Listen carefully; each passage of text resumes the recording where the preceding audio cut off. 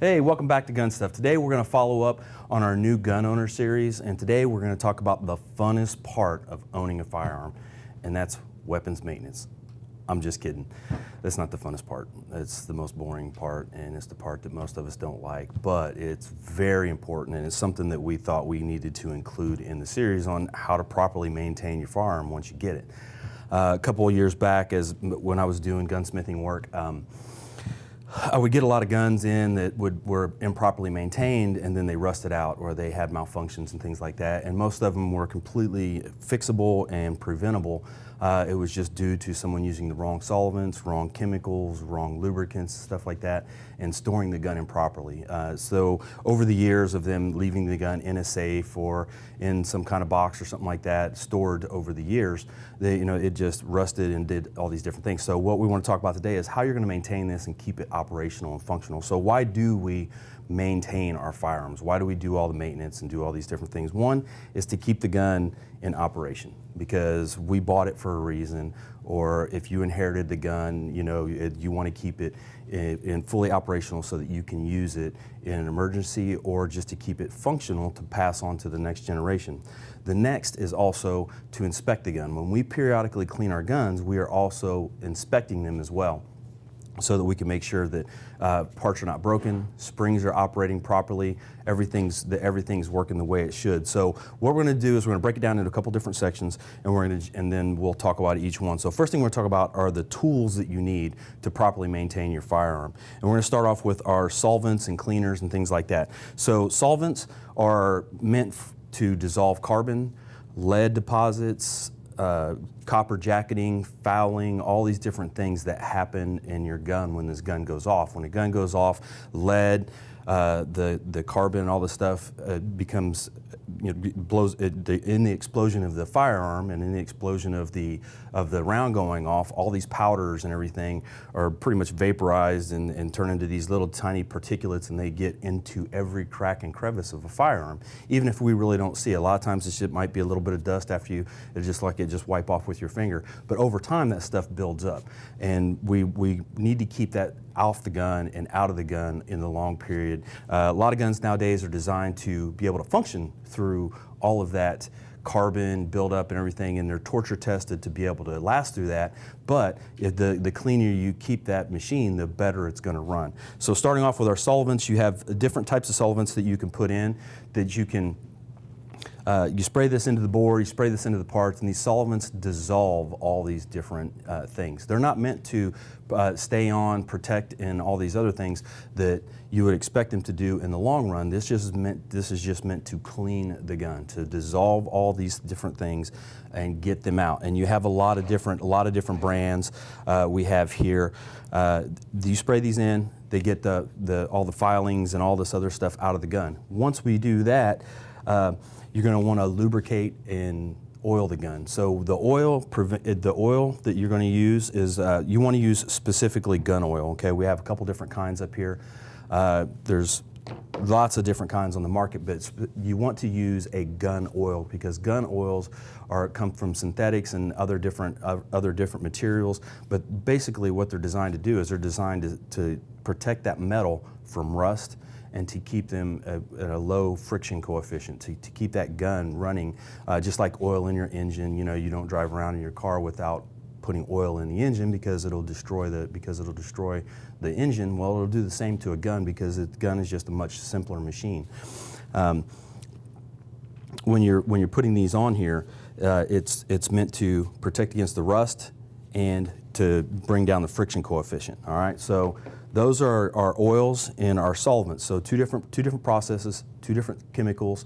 One of the things that you definitely want to avoid is resisting the temptation to go out to the garage and grab WD-40, rust penetrant, all these different types of oils or lubricants that you may have out in your garage, or you may have readily accessible and easy to get.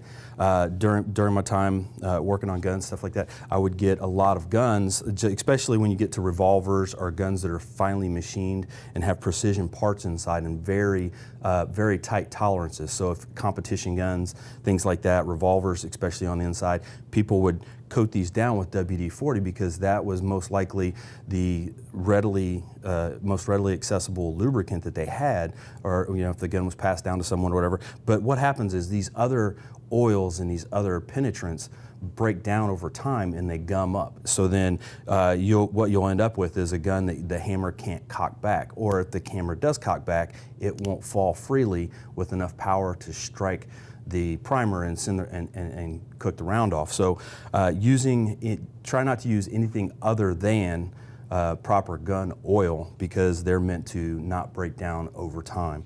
Okay. All right, so getting into the tools that we need. We've discussed chemicals, why we choose what we use. Now we want to get into all the different things that we have at our disposal to clean our guns. So starting off with just regular Q-tips and our patches.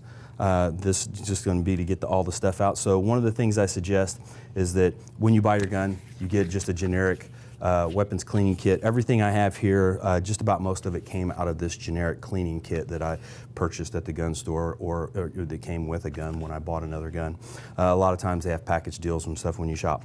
So they'll most likely come with the stuff that you need for that gun, but what you want to keep on you or with your guns or in your go bag or your range bag or whatever, you want to keep everything you need to clean all of the guns that you may have with you at that time. So if you take your shotguns out a lot, you want to make sure you have your shotgun cleaning kit in there. If you take your pistols out a lot, or if you take your ARs, depending on all the different firearms that you may be shooting, you want to make sure you have the proper cleaning gear to get those things broke down and cleaned while you're in the field. Not necessarily always leaving them in the garage or back at home in the, out wherever you clean everything. You want to make sure you keep them with the guns so that you can clean them while you're on the fly.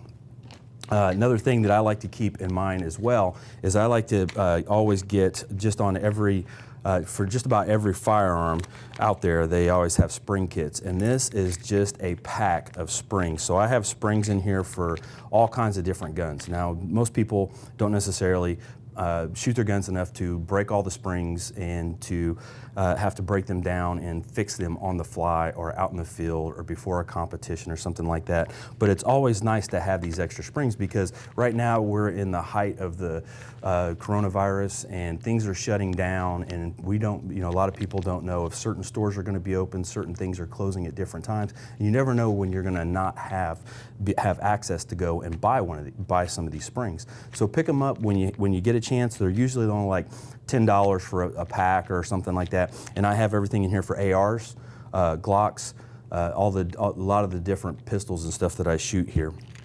I also keep in here, as you can see, if you can see here, there's extra batteries for red dots and optics and things that I have on my guns as well. So I got a couple extra batteries, a couple specialty tools, all the springs and detents and things like that typically break and or get lost during cleaning or disassembly. I keep those all in my cleaning kit as well.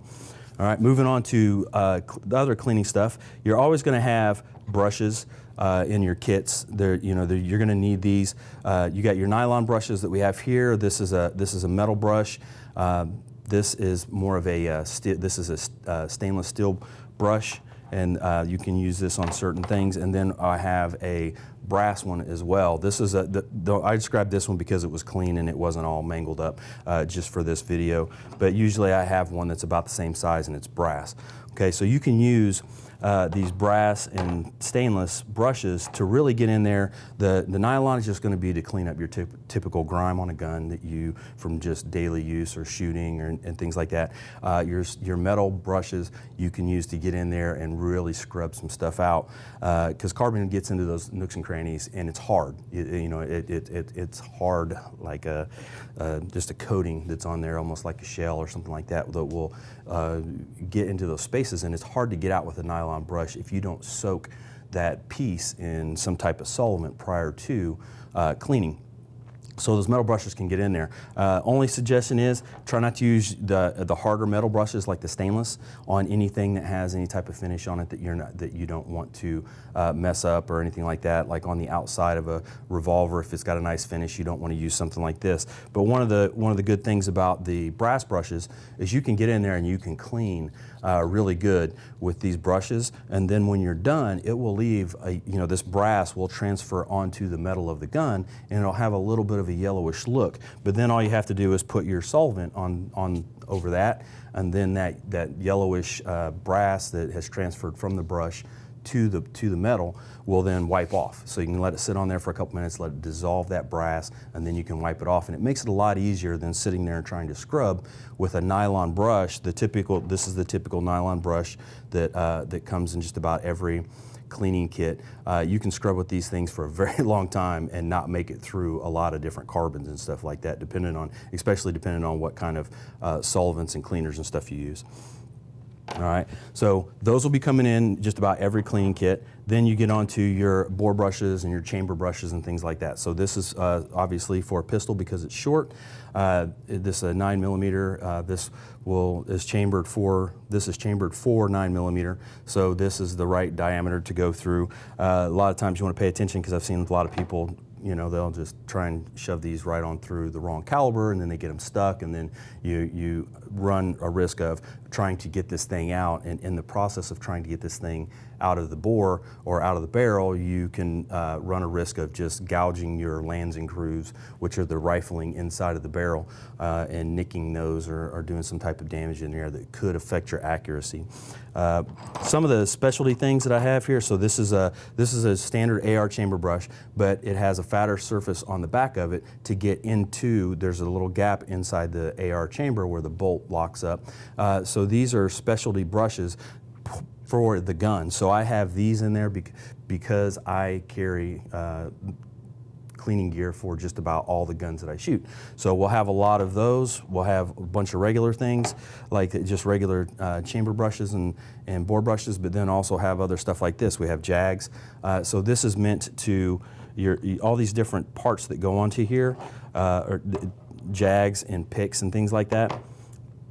A lot of them can just screw onto the end, and then you can also have a separate set, which I have as well. So these jags that you see in here like this, these are meant for you to be able to push this over the tip of the right here, over the cleaning patch, and after you've cleaned the bore and the chamber, you put this over the patch and then you shove that through, and then it just comes off at the end. It's not meant to be pulled back through, because if you're cleaning a precision rifle or anything that you want to maintain accuracy on, you want to start from the chamber and work your way out to the muzzle, and you just want to push that through, take the patch off, pull it out gently, because you don't want to nick the lands and grooves, especially at the end of the barrel, by trying to pull that back in and catching any of these parts on that lands and groove, because the last tip of the part of the barrel there, the last inch or so, is what gives that bullet its last bit of trajectory as it goes out. It's much more in depth than that very generic explanation I just gave you, but that's a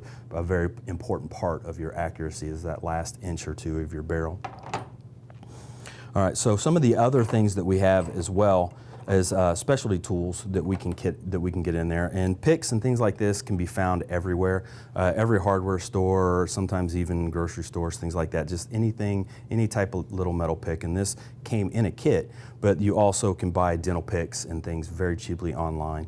Other specialty tools that you can get also is, this was given to me by a friend. This is an AR cleaning tool, and basically it has a surface to clean all the different parts of an AR bolt and chambers and bolt carriers and stuff like that. So if there's something like this, these maybe run maybe $25 or more, or considerably more, depending on what you get and what all it offers. But these are specialty things that you may want to go ahead and invest in, because once you get to shooting your gun a lot and it starts to get foul, these things really speed up the process of cleaning, because it'll scrape the carbon and get into those nooks and crannies, and you don't have to spend a lot of time just picking at these things. In the military, when we were cleaning guns, we would train all day, we'd shoot, we'd go back, and we have to clean all the guns before we could turn them into the armory, and you would spend hours just trying to scrub into these little nooks and crannies with a nylon brush and some CLP, just trying to get this stuff out of here. If we had the proper tool, if we had the proper bore solvents and the proper cleaning tools, the process would have went much faster. And that's what we're trying to bring to you today, is to just go over a little bit of what's going to make weapons maintenance a lot easier for you. All right, so we've got into a bunch of the specialty tools. So some of the other things that we have here, we have chamber rods. These are all, this is for like a precision rifle. It's a little bent up.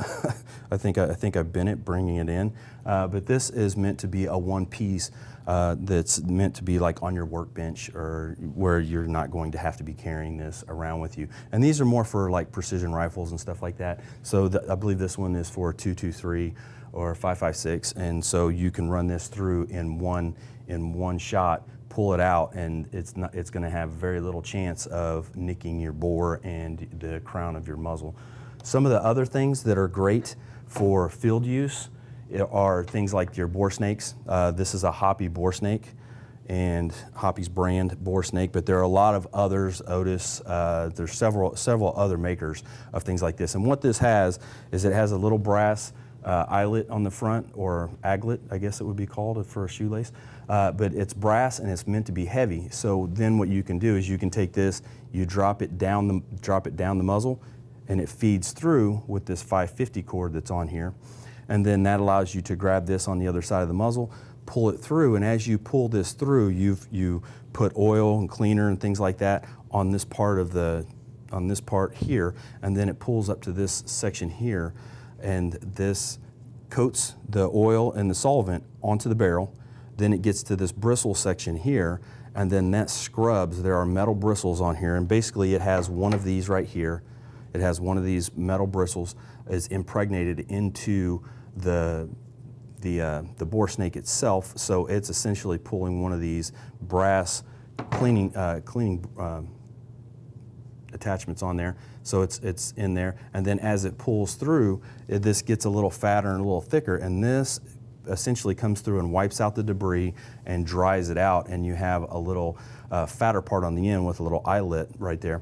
That fatter part goes through and it essentially wipes it out. So you can pass one of these through your barrel, and it will almost clean your barrel in one pull through. Most people will pull them through a couple times just because it's so easy. You just feed it through there, yank it through, feed it through, yank it through, and do this a couple times, and this will get you more than satisfactory for field cleaning a firearm. And then it just cleans well. So it's one of those things that I use a lot of the time. I don't do as much detailed cleaning as I should, because I shoot a lot and I know that I'm going to take the gun out and I'm going to get it dirty again very quickly. All right, so some of the things that we're going to get into real quick is we're going to get into how to properly clean a couple different firearms here. So I have on the table, I have a couple different firearms. I have a revolver, I have a striker fired pistol, I have a hammer fired pistol, and I have a AR. So these cover a wide majority of the firearms that most people have. The only thing I don't have on right now is a shotgun, because my shotgun is pretty much an AR pattern shotgun, so it would be very similar to cleaning the AR. Starting off with any firearms cleaning, the most important thing that you can do is clear the weapon properly. The overwhelming majority of accidental discharges is when people go to clean their firearm and they don't clear it properly, and then they accidentally shoot themselves or someone else in the process of cleaning the firearm. So starting off with a revolver, we'll start with the revolver because the revolver is the most simplistic firearm to clean, maintain, use, all these different things. So revolvers are very simplistic in the fact that everything is designed for very easy maintenance and easy use, but they're very complicated on the inside, and they're very, the tolerances on these guns on the inside, once you take these parts off and you start to pull these cover plates off, these things have extremely tight tolerances. So when you run into cleaning these with other things like I was talking about with WD-40, and those things gum up, it can just that fraction of an inch, gumming that up in there could prevent that gun from firing properly. So taking the gun, of course, checking it, a revolver, the easiest gun in the world to check. You just pop it right open and you can see that the cylinder is empty. During cleaning of a revolver, the things that you want to hit is you want to take your brush and you want to punch each one of your bores, okay, to prevent and remove any fouling in there. So that way, if you have to do any type of speed load or anything like that, there won't be anything in there that's going to prevent you from putting another shell in there, because if you push a shell in there and there's debris in there, and you can't get the shell all the way in. If it gets stuck in there, you either have to figure out a way to pull it out really quickly, because then you can't operate the gun at that point. You know, you can't close it to operate it. Another part on the revolver is the crane. Cleaning the crane and getting this all done right here is another thing that is usually a tight tolerance piece that debris can get down in here and can slow the closing or cause it to not close at all. Some of these have little screws right here. You can take this screw out and this crane will come out. Don't necessarily, unless you don't need the gun for anything, or you're qualified to do it, or you've done it a bunch of times before, wouldn't necessarily disassemble these parts. You want to clean all around the end here and make sure that these are spinning freely, nice and clear. Then you want to, of course, you're going to punch the bore and clean the lands and grooves in the chamber. And revolvers get a lot of carbon buildup in this section right here. So let me use the pointer. So revolvers will get a lot of carbon buildup right here because the round goes off in the chamber, the round goes off in the cylinder, and the round essentially jumps. It's fired and it's fired out, and there's a gap in here, just a very, very small gap, just thousandths of an inch in between the chamber and the cylinder. So there's a lot of gas that escapes here. So this can really gum up pretty quick. And then on top of that, once you get the gun cleaned, I wouldn't necessarily, a lot of people will get down and they'll try and clean in here really well. When you go to clean your revolver, I would turn it upside down and then use your toothbrush to get up in here, or a Q-tip or anything, and just clean it from this position upside down to cleaning down. And what that prevents is a lot of solvents, oils, or anything like that from, if you clean it right side up, all that has to drain down into the gun. Once you get inside of this revolver, it's very, like I said, it's very tight tolerance. So as this stuff gets in there, it can create hydraulic pressure in there. It'll still drain out, and a lot of it can still evaporate. But the thing is you want as little junk inside the action as possible. So other than a few drops of oil or something like that, just for lubrication.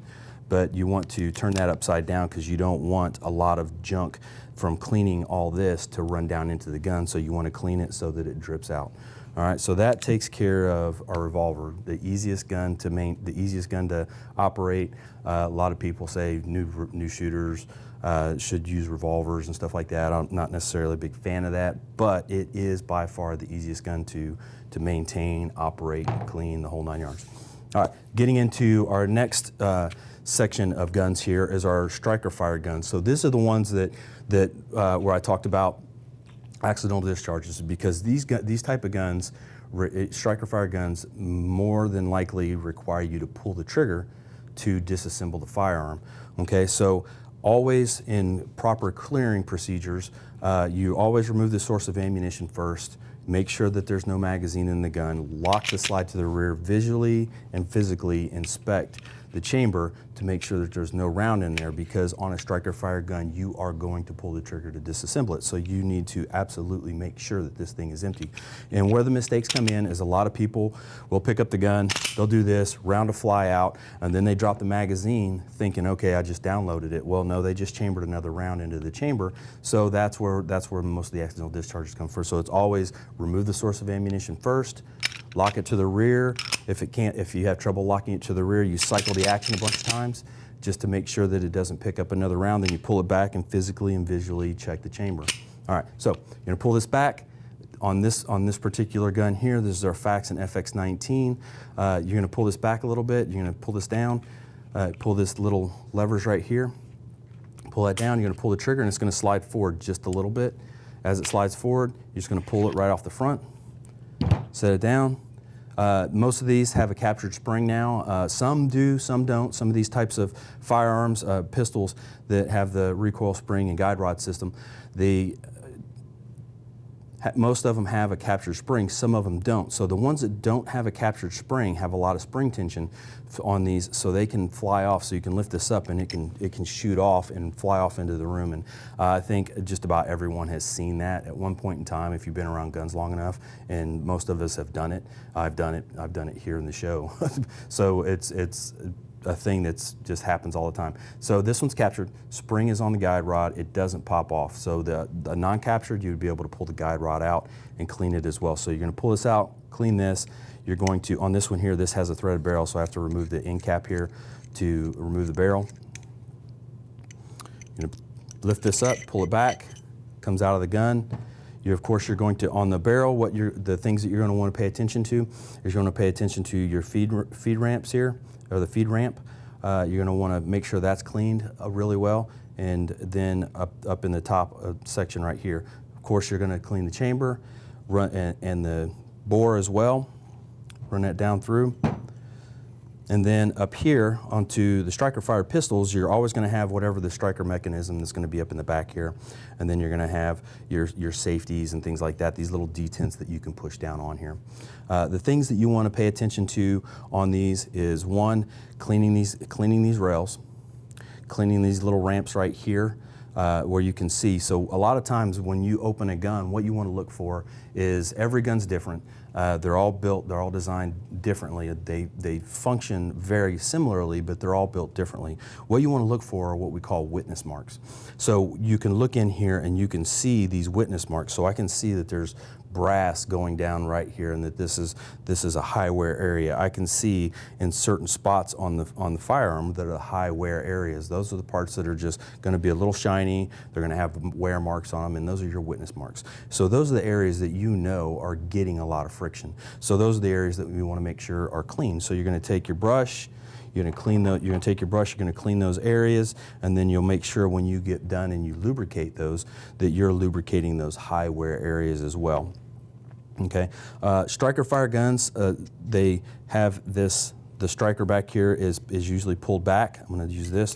The striker here is usually pulled back, and then when you pull the trigger, it releases the striker. Striker moves forward and fires the round.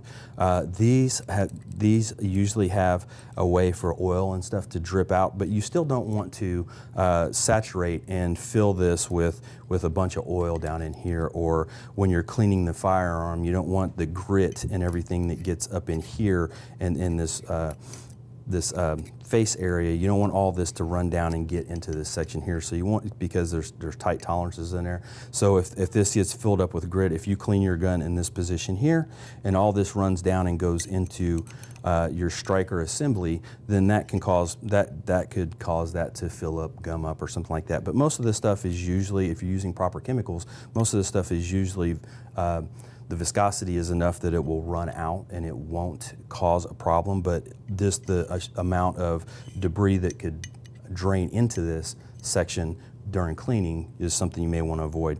You also, on the slide itself, so we talked about the slide rails, and then you want to focus on cleaning the face right here also. So you want to make sure that you clean this up and check your striker. So as you're cleaning these guns, you can see most of all these guns are going to have ejectors in some place or another. In this one, the ejector is on the side here. Okay, so as I'm cleaning, I also want to check my ejector and just move it just a little bit, just to make sure that it's functioning properly. I don't want to push on it too hard or anything like that, but it's one of those things that grit and debris can get down into these channels, and sometimes that could cause cause it to not eject properly. Moving on to the lower. The obvious places you want to hit, again, we're looking at our witness marks here, and it shows that the high wear spots are obviously on the lugs where this gun attaches to the lower. So we're going to make sure that these are clean. We're going to make sure that there's no debris in there, and then we're going to clean it. With striker fire guns, in this area back here is you get a lot of debris and stuff builds up in there, and then also just up on the front here just a little bit, like where this trigger bar is and everything. So you're going to take this, you're going to clean this area, and then when you get to cleaning these areas, unless you disassemble this is very difficult to clean. So you can put some oil on there, clean it. But before you reassemble it, one of the things that I would do, you go ahead and oil everything up, turn the gun upside down, and let all of that oil drain out. Because it'll get in here. There's these areas right here are more than generous enough for that oil to run out. But if you just maintain it this way, that will just run down into the gun, and then it'll come down through the mag well, or it'll retain in there, depending on the gun. If it's not open on the bottom, if there's not a drainage hole, it'll just sit in there, and then next time you fire the gun, all that oil will be blasted out. So I don't know how many of you have picked up a gun on the first shot, you fired it, and just felt stuff splatter on you and stuff like that. That's because the oil was retained in the gun somewhere. So when once you're done cleaning it, of course, you turn this upside down, let it drain out while you're working on another part. Then you're going to wipe everything down, reassemble the firearm, and I will go ahead and throw this back together real quick.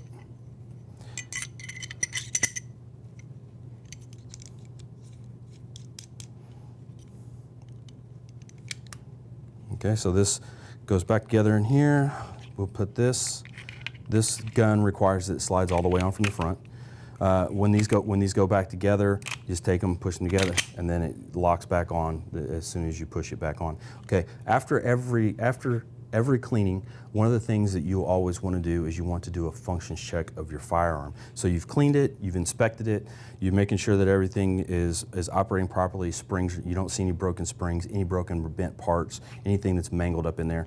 So you want to do a functions check, and basically you want to make sure that the gun will work properly. So for this gun here, of course, we know this is clear. We just cleared it, we just cleaned it, but you go to check it again, pull the trigger. While holding in the trigger, I'm going to cycle this gun to the rear, and that is going to recock the striker and everything in there, get everything ready again, and then I'm going to slowly release out on the trigger, and I will hear a click. Okay, so now I hear the click, so that lets me know that the trigger reset, and then I will pull the trigger again, I'll let the trigger out, and I'll let it in again, and then the striker goes up, and then the striker falls forward, and that means that the gun will go off. Okay, so that is a basic functions check for any of your Glock 19 or striker-fired type pistols. Okay, so one other gun that we want to cover as well that's very similar are your hammer-fired guns, and this is our Ruger 5.7. And one of the things that we want to show differently on this one is that this one doesn't require that the trigger be pulled to disassemble this gun. So again, just like all others, I'm going to remove the magazine. This doesn't have one in it. I'm going to lock it to the rear. I'm going to check it physically and visually. Look down in there, no ammunition whatsoever. I'm going to bring it to the position here. So this one requires I lock it to the rear like this, and then I have to push in on this little detent right here. Okay, so this will then turn, and that allows me to break this gun down. This doesn't come very far forward on this gun. It just comes just a little bit forward. Okay, so this is, of course, the same setup as the others, a retained spring, barrel, all of the same assembly on the inside here. This one has a very open channel, as you can see here, for your firing pin and spring, so getting in there to clean this out would be no problem, but it could be very easy to fill this thing up with a bunch of oil, and it could be very easy for debris to get in there. So you would clean this and you would set it down just the same way and let that drain out. Of course, paying attention to all the same areas as the other one with the extractors, paying attention to the same areas with the extractors here, and making sure we don't drain things into the firing pin. So on this, it's going to look very similar to all the other guns that you take apart here. Only difference on this one is it has a hammer that comes up. This hammer comes up and engages the firing pin and sends the firing pin forward. So basically, this is just a single action gun, just like it fires very similar to the revolver, in that the hammer falls forward and hits the firing pin, sends it forward. So one of the things that you're going to want to do is you're going to look for your high wear areas. You're going to want to clean those really well. You're going to want to clean your lugs, and you're also going to want to make sure that this is functioning properly with your safeties and everything, to make sure that they are engaging. You're looking for springs and everything to be proper and in place, nothing bent, nothing broken.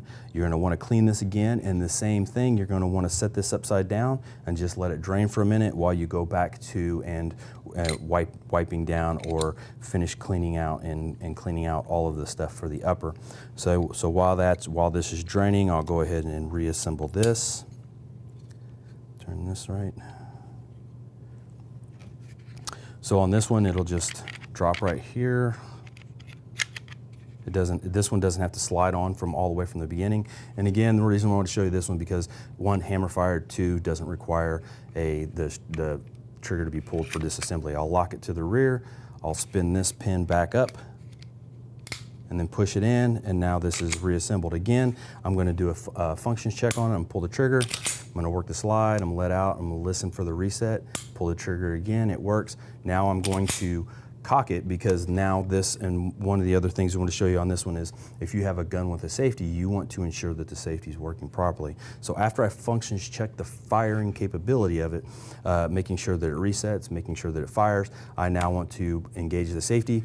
I want to pull the trigger. The gun should not fire, obviously, and then I want to disengage the safety and I want to pull the trigger and make sure it does fire. Okay, so there's a couple extra steps in there, but doing these steps will prevent you from getting your gun out in an emergency and the gun not working. Now you're doing a functions check on it. You're making sure everything's good when you put it away. So I gotta lock it. I gotta cycle it and I gotta charge it again to be able to engage the safety on this one. So now the safety's on.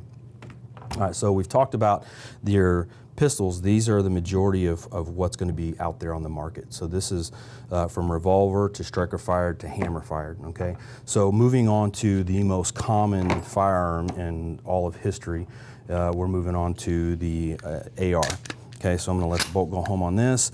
Again, so what we have here, this is just a AR pistol. This one's chambered 300 blackout.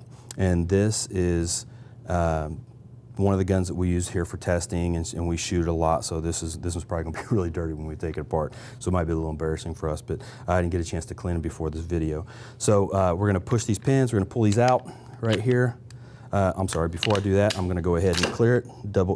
These guns have already been cleared multiple times, but we're going to clear it again, go through the process. I'm going to visually check the chamber, make sure it's clear. I'm going to push these pins. And this one has to be broke down just a little bit different because it has a folding stock on it. I'm going to pull this off here, and now it breaks down into our two pieces. Okay, so we have our upper and our lower.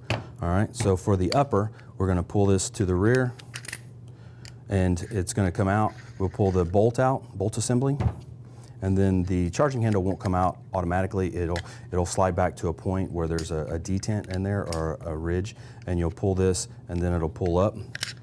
And then it'll come out, so you just pull it back, lift up, comes out. On this, what you'll do is you'll clean all of these parts. You'll clean in here for a gas gun. As you can see, there's a lot of there's quite a bit of brass filings and stuff in there from the ejection of the round, things like that.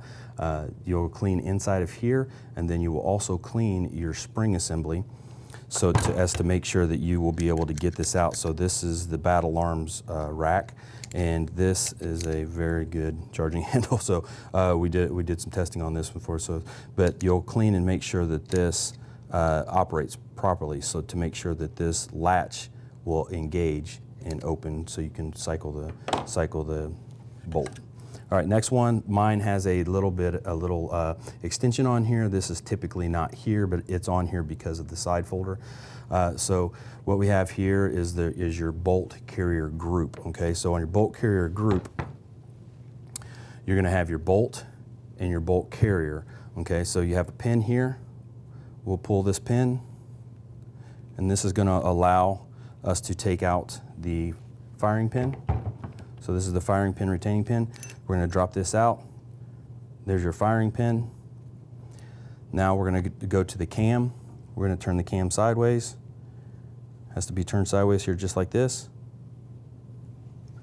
Tap it on the table. Pull it out. Like I said, this one's dirty. I didn't get a chance to clean this one, so this is a little embarrassing.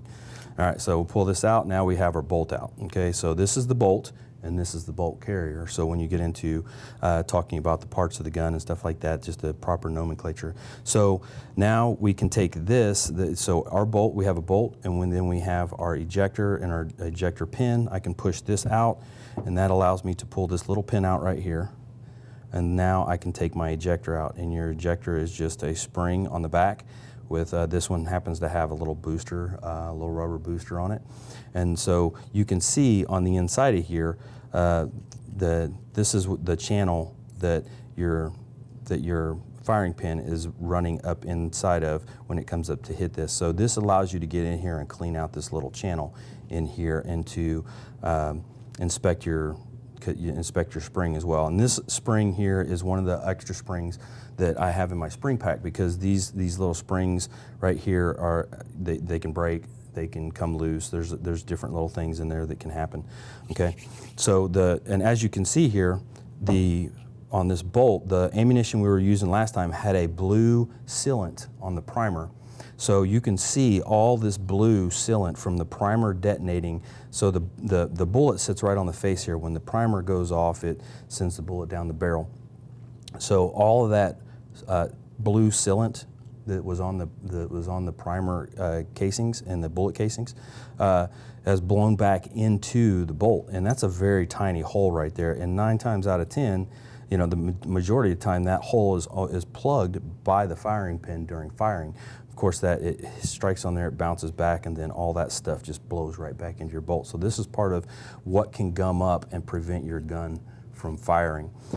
So you got a couple different things that I talked about before. We talked about specialty tools. Okay, so this is the AR cleaning wrench that was given to me by a friend, and these things come in very handy for when it comes to cleaning these parts, because these things are specifically meant to fit in certain areas. So I can sit here with this nylon brush, and this is a notorious area right here for AR bolts.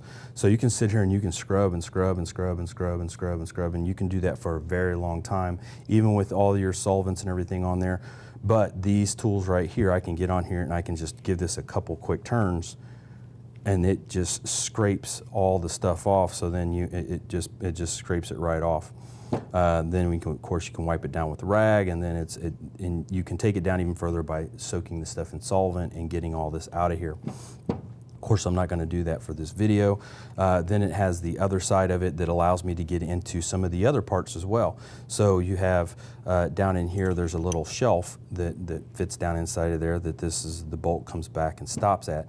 This is notorious also for being very hard to clean. So this can come in here and you can just twist this, and you can maybe hear the grit that's in there right now.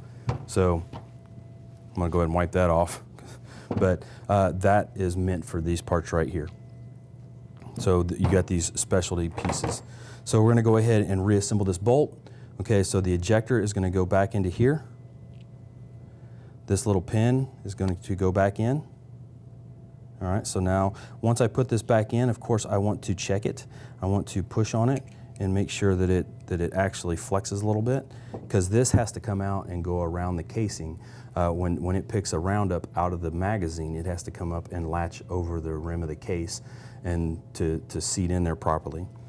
So this will then go back into here. One of the other things that we want to take a look at as well is we want to make sure, using something like one of our picks or something like that, that our gas rings are not lined up. So right now I have 2 of my gas rings lined up, and these are maybe a little difficult to see here.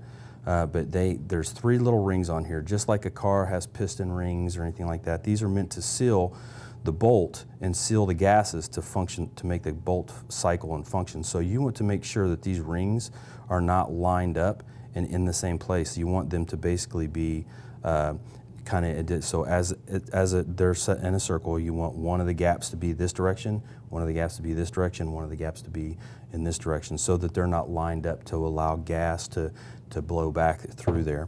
Okay. Now we would take this, we'd clean all this, we'd oil it up, and of course we'd be looking for the wear points, and we're going to put this in. So on a lot of these, this will only go in one way. So if you put this in and it doesn't fit, then you just turn the bolt 180 degrees, and then allow you to fit this cam pin inside of here. Then you'll turn the cam to the side, just like that, turn it to 90 degrees, and then that will then allow you to put the firing pin back in. Once the firing pin is in and seated all the way in, then you can take and put the firing pin, retaining pin back in. So that's your bolt carrier group. Now, in cleaning the upper on your AR, these are always a pain in the butt to clean. So just getting in there with a toothbrush, cleaning out as much as you can, and then this is where we get into the specialty brushes. So this specialty brush here is meant to go into this chamber, and in the chamber here, right about here, is where there's an open space in there to where this bolt goes in and locks into place. Okay, so this bolt will sit right about here, and this empty space where this goes in and sits is a cavity that's very hard to get to. So you can take this, put this in there, spin it a couple times. That gets most of the loose debris out. But then you can take and put some more solvent in there and then turn it up and let it drain out a little bit. But then you also have other options such as these. These are meant to little cotton swabs. You can put these on the end of your jags right here, and basically that's meant to fit in there just like your bolt face, right? So it'll go in there, it'll fit through there just like your bolt face, but then when it's on the jag, then you just turn it and it just wipes that crevice out of there. All right, so these bore brushes also are a little fatter because this is meant to mimic the case, and this is meant to mimic this is meant to fit the profile of where the bolt goes in. So this, of course, would not fit all the way through the barrel. That's when you're going to need to use a separate jag or a separate cleaning brush for the barrel itself. So you would clean the chamber very well, and the chamber is on the upper itself, just for the just the upper itself. The chamber is probably the most important area that you're going to want to clean, because that is where all of your lockup occurs. That's the most the part where you can probably get the most buildup and the most malfunctions in here. So you're going to want to make sure that this is cleaned out really well. If you don't have any of these specialty pieces, you can get in there and you can scrub, and you can take picks, and you can take these Q-tips and stuff, and you can get up in there with your Q-tips and clean out as best you can with your Q-tips. But I would just lean it up against something like this right here. Just lean it up against the wall, up against whatever, and just let that stuff drain out, and then run down into the area where you can then take a Q-tip and wipe the interior of it out. Okay, so that takes care of our upper, and I'm going to find my charging handle. So the charging handle, of course, doesn't just slide in. It has to go in, has to go down. Then to reinsert the bolt, you have to flick it forward and make sure that the bolt is fully extended at this point, and then it has to go in this way. The reason that is because that cam rides inside of here, and when it gets to here and hits this point here, this little knob or nub or whatever this little thing here is, that turns that cam and makes that bolt turn over and lock into position. But then when the gun comes out, it's what turns it back, and then unlocks the breech, or unlocks the bolt from the barrel itself, and allows it to come out and eject around. Moving on to our lower, oh man, this is a dirty gun. But we had a lot of fun making these dirty, so this is something that, we had so much fun shooting these, but just getting to cleaning and stuff like that a lot of times is not the easiest thing to get to. Moving on to our lower, you're going to get in there, you're going to clean all the stuff out. The ARs are fairly easy to get to. They have big drainage holes usually on the trigger here, so as you get in here and you clean all this, you're going to lift up the hammer. You want to try not to pull the trigger and just let this fly forward and hit, because hammer's designed to hit the firing pin and stop it. And when you let it fly up and hit, this little aluminum wall right here, this little piece of aluminum, it really isn't designed to take that abuse. So over time, if you do that a lot, it could pre-fatigue it, stress it, maybe cause it to fracture. Doing it a couple times usually won't hurt it or destroy it, but you just don't want to do it on a regular basis. So you want to lift that hammer up, you want to get down in there, you want to get a bunch of solvent down in there, clean all that out, and then clean out the mag well, and you want to make sure that all these other pieces, you want to lock it back down, you want to get your bolt release and bolt catch, you want to flip that up and down a couple times, oil that, get some solvent in there, and then just like everything else, you can turn it upside down and just let it drain onto a towel, and then that'll let most of that out, and then you can oil everything. Q-tips are a godsend for this stuff, but like I was saying before, even if you can't turn it up and turn it right side up, this your trigger comes through, and there's a very generous hole right here at the trigger on all ARs. So this will allow, you know, pretty good sized debris to fall out of the bottom of the gun during cycling, you know, so like in combat situation or something like that, you know, you can get mud and dirt and sand and all this other stuff. These are oversized to allow some of that stuff to blow out of the gun. And this isn't the primary spot, but it's just a spot to get stuff out of the trigger assembly when it's going off. Okay, you want to make sure that your magazine is clean and functioning properly, and you want to make sure your safety as well is functioning properly. Moving on, so I'm gonna have to do this just a little bit differently because this is a side folder. So I'm just to get to your standard buffer and spring, I'm gonna you'll push down on this little nub right here. Push down this. There's the retaining spring. Buffer retainer. You'll push down on this. This is spring loaded, and then you'll pull this out. You'll clean this spring, wipe it down. If you can, you know, put maybe a couple patches or something, wipe around and get some of this out, because this fills up with debris and carbon as well. You can put a little oil in there, but it's not really necessary for a big moving part. But definitely oiling the spring is a must in the buffer. I would definitely oil those. So then when you go to push it back down, the buffer is also beveled. Almost all of them are beveled on the backside just a little bit, so that when you go to push this back in, it just snaps right back in, so you don't have to detent. You don't have to push down the detent to shove it back in, so it'll just go right back in. All right, so now we've done that. We've cleaned all that up. Now we're gonna reassemble it. Usually you just put these right back together. Because I have a side folder on mine, I have this extension here, so I have to slide the whole thing in as one piece. Lock my pins back down. Okay, so I've oiled everything, I've cleaned everything, I've looked for all my witness marks. Now what I'm going to do is I'm going to do a functions check on it again. So of course, clearing the weapon. Weapon's clear. I'm going to put it on fire. I'm going to pull the trigger. I'm going to cycle the action. Then I'm going to let out on the trigger, and I'm going to listen for the reset. So it comes out, it resets. I'm going to pull the trigger again, make sure it works. Then I'm going to cycle the action again, let it come out, and I'm going to ensure that the safety works. I'm going to try and engage the safety. I'm going to try to pull the trigger. The gun should not fire. Then I will disengage the safety, and I will pull the trigger, and it will fire. Now ARs can't go on to safe if they're not cocked and ready. So then you have to cycle it again. Now you can put it on safe, and now it's ready to go. Okay, so going through all weapons maintenance is always trying to make sure that our guns are functional, make sure they're ready to go. A lot of these guns, if you don't have time to do a lot of weapons maintenance, be generous with the oil. So the oil, what the oil will do is, one, it'll keep your friction low. Two, it'll help blow some of that carbon will attach to the oil, and the oil will prevent the carbon from attaching to bolt surfaces or pins or things like that. And then as the gun cycles, it will blow out. It will just come out in a fine powder, mist, whatever. It'll blow out of the gun. So even if you can't get to and clean these on a regular basis, or if you're in a situation where you can't do a whole lot of cleaning, be generous with the oil and just be ready to get oil on yourself, on your clothes, things like that. If you're in a situation like that, most likely you won't care about a little bit of oil. And so those are the things. So one of the other things we want to talk about before we get out of here is we want to talk about storage, firearm storage. Okay, so we've cleaned them. We went out and got a gun.